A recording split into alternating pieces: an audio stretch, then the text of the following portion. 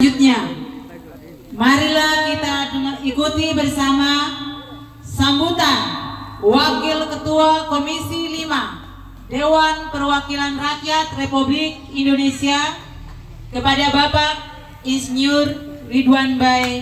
Dengan hormat disilakan.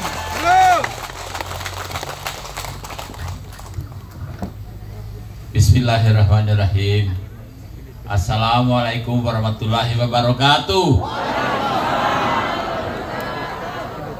Yang saya hormati,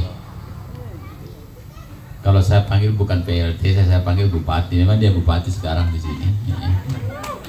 PLT itu tulisan, tapi fakta yang terjadi adalah sekarang pimpinan daerah di sini, yaitu Pak Baharudin Labuta. Terima kasih sudah mau meringankan waktunya, membuat peluang waktunya datang kemari untuk menyaksikan acara hari ini yang dilaksanakan oleh SMP Negeri 4 bekerja sama dengan SMP 1 Duruka dan SMP 2 Maligano.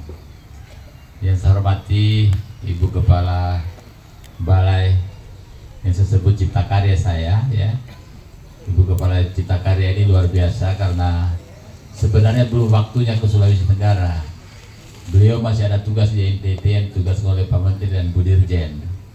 Tapi saya bicara sama beliau, saya minta tolong datang untuk menyapa langsung masyarakat di sana, karena kalau saya bicara mungkin akan jauh lebih tepat kalau dia bicara, karena dia langsung pelaku dari persoalan pembangunan SMP ini. Itu kira-kira. Dan alhamdulillah kemarin dulu dia tiba di Kendari, kemarin datang ke Raha, bermalam di Raha, dan pagi ini di tengah-tengah kita yang ada di sini, dan tadi Bapak dan Ibu semua sudah mendengarkannya. Yang saya hormati Pak Sekda cepat hadir pada kesempatan ini. Yang saya hormati Kepala OPD ya namanya semuanya ya. Kalau dulu SKPD ya, sekarang OPD ya, sudah berkembang terus. Musbida berubah menjadi Forkopimda, kemudian SKPD menjadi OKPD, OPD. Yang saya hormati seluruh tokoh masyarakat yang sempat pada kesempatan ini hadir, terutama para guru, para kepala sekolah, orang tua murid yang sempat hadir pada kesempatan ini. Izinkan saya juga untuk mengajak kita semua, mari kita sama-sama mengajarkan puji syukur karena Allah Subhanahu wa Ta'ala, karena tentu kita memiliki waktu, kita memiliki kemauan, kita mau hadir di tempat acara hari ini. Kita diberi kesehatan oleh karena kekuatan dan ridho Allah Subhanahu wa Ta'ala beri kepada kita semuanya. Hari ini sebenarnya saya nggak perlu bicara, karena yang bicara tadi sudah jelas dari Ibu Tina. Ibu Tina bisa dipanggil nih, Ibu Tina. Septina ini dipanggil Ibu Tina biasanya, lebih akrab dipanggil sama Ibu Tina. Ibu Septina sudah jelaskan bahwa SMP kita itu sebenarnya dalam satu paket. Dalam satu paket biasanya gabungan beberapa paket digabung menjadi satu. Itu adalah kelaziman yang terjadi di seluruh Indonesia. Tidak misalnya anggaran SMP 4 ini misalnya SMP 4 saja, tidak demikian. Dia ditender bersamaan dengan SMP-SMP lainnya. Bisa ditender bersamaan dengan SMP Maligano, kemudian ditender dengan SMP Duruka tadi, bisa juga di SMP-SMP yang lain. Tapi itu sementara ini kalau saya tidak salah memang di Sulawesi di Kabupaten Muna ini 3, yaitu Maligano, kemudian SMP Duruka dan SMP 4. Dan itu insya Allah kalau tiada hambatan apa-apa, tahun 2024 ini akan segera dibangun. Ya, itu tidak usah ragu-ragu tentang itu. Karena anggota Dewan Perwakilan Rakyat Republik Indonesia juga turut membahas anggarannya. Dan saya sudah dengar langsung dibicarakan oleh Ibu Dirjen dan Pak Menteri bahwa kelompok SD 4 disebut SMP 4 disebut pada waktu rapat bahwa dibangun di Kota Raha Kabupaten Muna. Itu yang ada pada waktu itu. Nah, tadi Sitri wartawan juga cerdas ini minta di SMS saya, berapa anggarannya kira-kira itu Pak anggarannya? Kalau anggaran 2 lantai seperti ini berapa pasti di atas 10 miliar untuk pembangunannya, tidak di bawah itu. Ya, tidak di bawah itu. Yang jelas bahwa 2 lantai itu adalah memenuhi semua kebutuhan yang ada di sini. Itu kira-kira dia punya gambaran anggaran yang ada di SMP 4. Kalau SMP 4 ya. Kalau SMP 1 dan SMP 2 tentu akan berbeda. Karena lokasinya masih luas dia, tidak perlu 2 lantai. Paling hanya perbaikan-perbaikan yang ada di sana, merubuhkan yang sudah parah misalnya, dan kemudian dibangun yang baru. Itu kira-kira yang ada. Lalu tadi ada pesan dari Ibu Kabalai. Pesannya apa? Itu agar dipelihara kalau sudah tercipta. Tentunya ya, saya kira Pak Bupati bukanlah orang baru. Pak Bupati ini orang saya kenal, orang paling jujur, orang paling cerdas ya. Tidak ada pemimpin yang tidak pernah pakai dia pada waktu menjadi PNS. Mau gubernur siapapun, dia selalu bukan dipakai, tapi bahwa selalu dimanfaatkan pikiran dan tenaganya. Ini Pak Bahrul Labuta ini adalah clear ini, orangnya bersih dalam persoalan-persoalan seperti itu. Saya yakin Bu Kepala Balai bahwa kalau SMP itu dibangun dengan baik yang ada di sini, percayalah Bupati kita ini akan perhatikan dengan baik. Termasuk kita punya orang-orang yang ada di sini, sekolah yang sudah sesempit ini saja terpelihara luar biasa punya kebersihan ini. Saya pernah masuk di dalam walaupun sempat, walaupun kita sak napas masuk di dalam, kita masuk pinggir-pinggir begini kita masuk.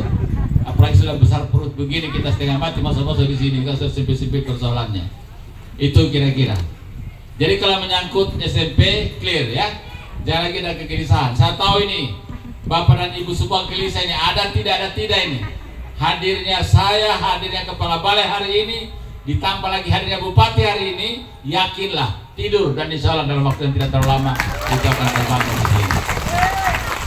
Itu yang pertama. Maka selesai sudahlah persoalan yang itu, tinggal kita tunggu waktu saja.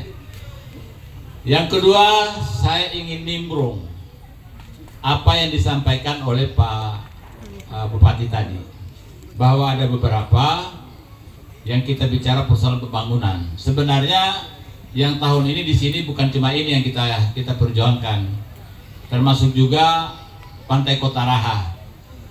Talut Pantai Kota Raha itu kan saya lihat kayak Stadion Dayung di sana itu sudah mau parah, sudah mau rubuh saya lihat, bahkan bisa putus ituan. Maka itu juga talut penahan gelombang kita bikin di situ. Tahun ini saya kira sudah ada pemenang lelangnya, tinggal dikerjakan sekarang. Itu juga anggarannya 19 miliar. Jadi tahun ini juga akan turun di situ. Kemudian soal sawah. Saya ini membantu persawahan di Sulawesi Tenggara sudah sangat besar. Ladongi anggarannya kurang lebih 1 triliun. Kemudian Ameroro anggarannya 1,6 triliun. Kemudian Pelosika anggaran 8-9 miliar tahun 2024 juga diturun. Itu semua perjuangan full dari saya pribadi. Lalu di Muna kenapa saya tidak perjuangkan? Setelah saya pelajari dalam sini sudah berapa lama saya keliling, saya belum ketemukan sumber air yang cukup. Itu yang bikin berat. Maka pada akhirnya di Anorgi pada waktu itu kalau tidak salah, kita pilih yang mana yang bisa ini. Jujur kita dapatkan bahwa ada kurang lebih 400 hektar yang ada di daerah Bulu-Bulu sana, Laiba. Tapi ada pengembangan yang bisa kita angkat menjadi 3.000-an lebih kalau masyarakat mau mencetak. Maka oleh karena itu tahun ini perencanaannya untuk 3.000 hektar rawa di seluruh Kabupaten Muna akan dibangun di Laiba itu. Dan tahun ini baru perencanaan. Nah saya senang karena orang gigi itu orang bisa ya, dia punya jurusan seperti itu. Jadi kaitan ini adalah Manano, kalau saya bahasa Muna, masih pemoroto karena kecuali SMP begini saya tidak tahu masalahnya, harus kasih tahu saya. Tapi kalau hal-hal yang lain masih pemoroto karena apa dehane kakurang naik Muna ini dia. Jadi saya tahu betul apa yang saya bisa perjuangkan di Kabupaten Muna. Dulu ada jalanan yang rusak di Laiba, bakalai kasih turun apa itu namanya, tebang pohon apa segala. Kebetulan saya langsung kasih tahu Pak Menteri waktu saya telepon, tolong itu sebenarnya masyarakat di sana saya lihat tutup jalanan apa segala itu. Berapa dibutuhkan anggarannya? 30 miliar lebih, langsung turun anggaran. Dan itu langsung dikerja. Sekarang ini Bapak kalau ke Makuru, biar kau lari-lari juga tidak masalah. Ya itu kira-kira. Nimbrung yang kedua kepada Pak Bupati tadi, program jagung. Saya kaget bahwa sudah ada sebenarnya industri jagung rupanya dibuka di sini. Lalu kenapa tidak ada anggaran APBD tentang itu? Saya tadi malam jujur bicara dengan Pak Bupati ini cukup lama. Beliau mengatakan mau datang ke rumahku, saya jangan. Bapak itu penguasa di sini, bupati di sini. Saya yang datang ke rumah Pak Bupati atau ke kantor Pak Bupati. Tapi karena orangnya sopan luar biasa apa segala, saya yang datang ke rumah katanya. Saya yang datang ke rumah saya maksudnya. Ya kalau saya tambah tolak lagi tidak bilang ini orang tidak mau datang ke rumahnya mungkin. Ya saya terpaksa terima di rumah, berarti kita cerita panjang tadi malam. Satu hal itu membanggakan saya. Artinya ada program yang begitu baik, program jagung. Apa itu baiknya? Pabriknya sudah ada, pasarnya sudah ada, tinggal bagaimana cara mencari, memproduksi. Nah yang produksi apa? Masyarakat. Nah yang untung masyarakat dan daerah pasti akan pendapatan daerahnya di situ. Nah saya dengar kabar tadi malam dari Pak Bupati ceritanya bahwa tahun ini sudah dianggarkan 500 hektar. Nah mudah-mudahan dari tahun ke tahun dia naik. Saya jujur itu akan memberikan dukungan yang terbesar terhadap Pak Bupati kalau itu yang diperjalan dengan benar. Karena masyarakat murah kita ini adalah masyarakat yang sudah terbiasa dengan jagung. Jadi kalau menanam jagung biar tidur, biar dia mimpi jagung, tumbuh itu jagungnya dia. Iya, berbeda dengan yang lain tentu dia perlu belajar. Tapi kalau jagung tidak perlu belajar lagi. Oleh karena itu, saya minta kepada masyarakat yang ada, para guru untuk menyampaikan kepada masyarakat, kalau itu sudah berjalan, tolong masyarakat didorong supaya mereka menanam, karena jelas pasarnya pasti sudah ada.